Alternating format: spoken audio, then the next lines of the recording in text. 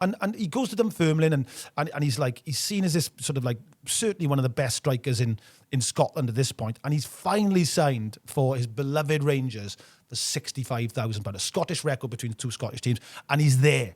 He's kind of like, him and his father have made up after the 3-2 game. Useful. There's a beautiful story. When he comes home that night, he's just done the hat-trick for St Johnstone against Scotland. He comes in that night and he walks to the door.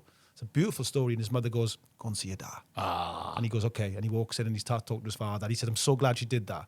And they would think, so his father becomes again, this is an important dynamic, his father's relationship, because something happens there later on, which again, fuels him even more. Yep. So he goes to Rangers and he's delighted at this point. But again, doesn't have it all his own way in Rangers. In fact, it ends at some point in like sort of 1969 with a Scottish Cup final where he's blamed for losing Billy McNeil in a corner and they don't win the game. And he's pilloried in the press. So when he goes there, but he said something really interesting, Mark, again. He said, I didn't have a great time in Rangers, even though they're my dream club to play for. I was blamed for this goal. He was asked about his wife, because he's married his wife, Kathy, at the dancing, right? So Yes. she becomes a big part of his life. He meets her, I believe, in the Locarno at the dancing. And there's a great story where somebody said to him, and how did he meet her? And he goes, well, she couldn't resist me, could she? He said, well, look what I look like. And he's like, right. Do you know what I mean? He's just like young, lithe, brilliant Scottish footballer.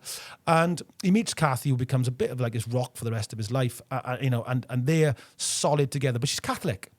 And Fergie's interesting because Fergie's father was Protestant and his mother was Catholic, but it was decided to bring them up as Protestants.